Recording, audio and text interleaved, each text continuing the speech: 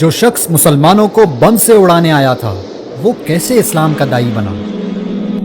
امریکہ کی ریاست انڈیانا کے شہر منسی میں پیدا ہونے والا رچرڈ میکنی ریمبو کی فلمیں دیکھتے ہوئے بڑا ہوا اور اسی کی طرح سخت جان اور طاقتور بن کر دشمنوں کو مارنا چاہتا تھا۔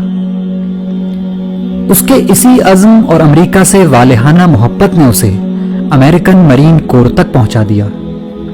رچرڈ ایک مضبوط جسم کا مالک تھا اور پیشہ ورانہ عسکری مہارت کی وجہ سے ترقی کرتے ہوئے سارجنٹ بن گیا۔ اس نے امریکی فوج کی طرف سے کئی جنگوں میں شرکت کی۔ رچرڈ اس انتہائی خصوصی چھاپا بردار گروہ کا بھی حصہ تھا جسے بوسنیا کے قاتل ملوسیوچ کو زندہ پکڑنے کے لیے بھیجا گیا تھا۔ تمام بڑی بڑی جنگوں میں شرکت کرنے کی وجہ سے اس میں سخت دلی اور بالخصوص مسلمانوں سے شدید نفرت پیدا ہو چکی تھی۔ یہ نفرت اتنی بڑی کہ ایک دفعہ جوتے کی دکان میں اس نے 2 برقع پوش خواتین کو دیکھا تو ان کی گردنیں توڑنے کا ارادہ کر لیا تھا۔ اسی شدید نفرت کے سبب اس نے منسی میں مسلمانوں کی مسجد میں جمعے کے دن دھماکہ کرنے کا منصوبہ بنایا۔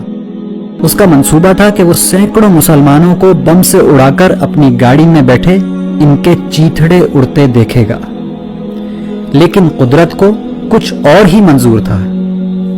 مسجد کو بم سے اڑانے سے پہلے اس نے آخری دفعہ اسلام اور مسلمانوں کو جاننے کا فیصلہ کیا۔ رچرڈ مسجد میں داخل ہوا تو وہاں ایک نمازی نے اس کو خوش آمدید کہا اور پوچھا کہ کیا وہ اس کی کوئی مدد کر سکتا ہے۔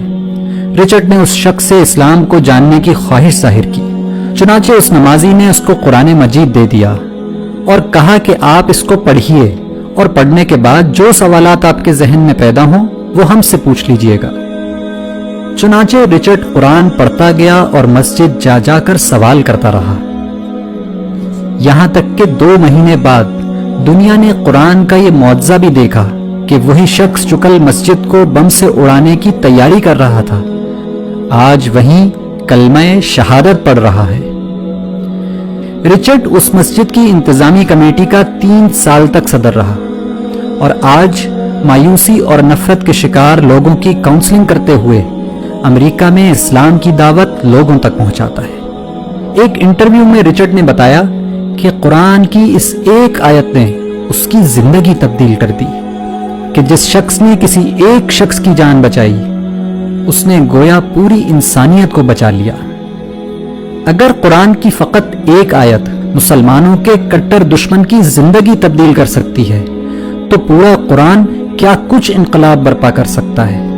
لیکن پھر بھی ہماری زندگیاں کیوں تبدیل نہیں ہو رہی؟